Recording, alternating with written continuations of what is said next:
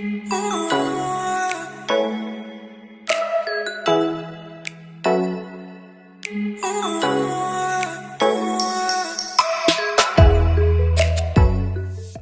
everyone, welcome back to my IGTV. Today is the day that I go and view the 2021 M1000 RR. You guys don't understand how much I've been waiting to get very close to this bike and see how it's different to the current S1000 RR. I have been studying like a nerd recently, just wanting to get as much knowledge and information about this bike, and I was actually gobsmacked because there's so much more to this bike than meets the eye. So I'm about to head off to BMW head office and get close to it, so I'll bring you guys with me. Let's get going because my slot is at 12 o'clock and I don't want to miss it. Let's go. We are here at BMW Farnborough with Rob and Neil, and I'm gonna grab a free coffee. Yeah, I'm so excited, mate. I'm waiting to go in and actually film the bike, but I thought I'd have a quick coffee because it's absolutely freezing. Here we go, guys. About to go in and have a look at the beautiful M1000 RR in person for the first time ever. Let's follow the rules. This way.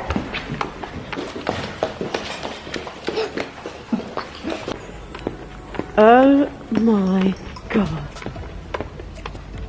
Look at that. Neil, this is ridiculous. No!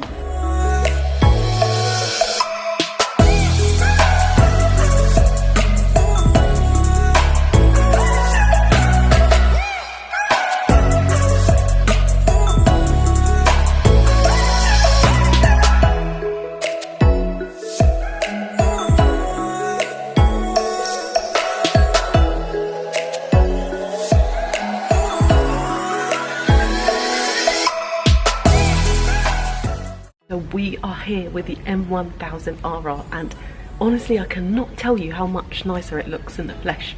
This is the competition version and it is covered with carbon, extra optional pieces, bits and pieces like the pegs and the levers. You have the extra optional chain that is pretty much maintenance free. I cannot wait to go in depth and talk to you guys through this bike from the front to the rear and everything in between. It's actually quite surprising how the M1000 RR, especially the competition, is different to the S1000 RR. The changes are mechanical, the changes are in the geometry of the bike and also cosmetic, as you can see. Let's have a look at the different components of the bike. This is the road legal eagle, as I call it, because well, it has wings for a start and it's the predator of all. It's different from every angle at every level to the S1000 RR. It's probably the most lethal road legal production bike ever made by BMW. It's BMW's equivalent of Ducati's V4R because it's a homologated bike made to meet the rules of WSBK and Superstock.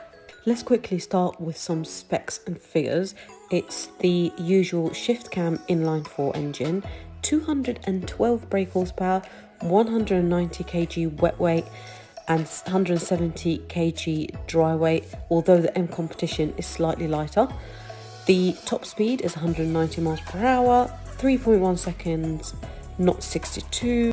Max torque is 113 Newton meter. So how is it actually different to the S1000 RR? It has slimmer and lighter rocker arms. The intake ports adopt a new geometry to improve flow. It has a higher compression ratio at 13.5 to 1. The variable length intake trumpets are shorter and that increases top end performance. It has 5 extra horsepower at 14,500 RPM. New lighter pistons by 12 grams each. It has lighter and longer titanium conrods. This reduces the lateral loads on its pistons, which increases the bike's race tuning potential. And this is what the M1000 RR is all about. It's designed to be able to tune for races and it's designed to win races. The 46 teeth rear sprocket means that it has shorter gearing and stronger acceleration compared to the S1000 RR. Let's look at the geometry of this bike because the new suspension geometry has a slight difference in the degree head angle of 23.6 degrees and 3 millimeters less fork offset. The rear suspension revised geometry increases the rear ride height by 6 millimeters. The seat height is 832 millimeters, which is a little bit higher than the S1000RR. As you can see, there is no carbon frame on the M1000RR. It remains as normal aluminium chassis. This is probably due to having to meet strict price caps of WSBK of 40,000 euros. Not only is the swing arm 220 grams lighter than the S1000RR, but the wheelbase is longer from 1441 millimeters to 1457 millimeter. The new Akrapovic titanium exhaust system is over 3.6 kgs lighter than the stock system on the S1000RR, and it weighs just under 8 kilos. Okay, the first thing that you see on the M1000RR are the wings, and BMW have finally grown some wings. We've seen the winglets on the S1000RR, but these pair of carbon wings provide up to 16.3 kgs of downforce. It also has a taller windscreen which offsets the wing drag, so the top speed isn't compromised with the presence of the wings. Also, it reduces wind resistance, and according to BMW, during tests with Tom Sykes, the M1000RR was 0.5 seconds to 0.7 seconds per lap faster with the winglets fitted than without. Let's have a brief look at some electronics, and let's have a look at the dash. It has BMW's highest spec IMU assisted traction control. It has wheelie control that can be tailored in race pro modes for position on amount of wheel lift that you desire. It has 7 riding modes, so it has the usual rain, road, dynamic, race, but it also has race pro 1 to 3. So it's a very tailored ride. You have pit lane limiter, you have launch control, dynamic traction control, up and down shift, slide control. It has heated grips and cruise control, and you also get 3 engine brake settings.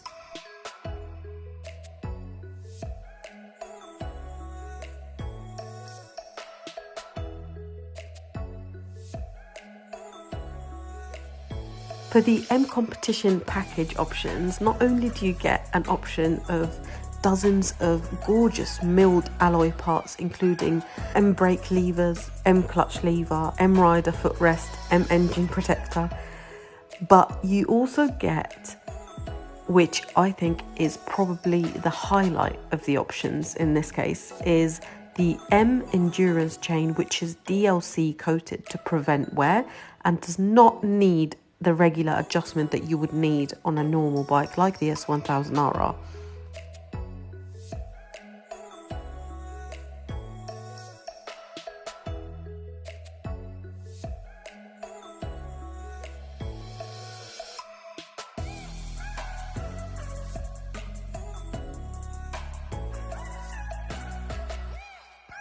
The M competition package also gives you an activation code that allows comprehensive data logging.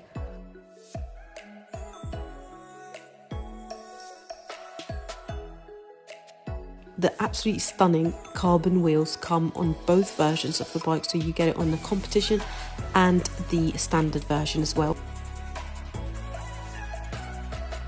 The M brakes, developed by BMW and Nissan, have lighter calipers and thicker discs than the S1000RR. So that is all for the road legal eagle, as I call it, because it has wings and it's definitely a predator. I hope you enjoyed the video. Let me know in the comments what you would have liked to see on this bike that's not on it. I personally would have loved to see some Öhlins branded suspension, maybe some Brembo brakes, master cylinder and caliper. Let's have a good discussion about this bike. It's definitely ticking many more boxes for me than the S1000RR, but then it starts from £30,000. Would love to know your thoughts, and this is Neil, by the way.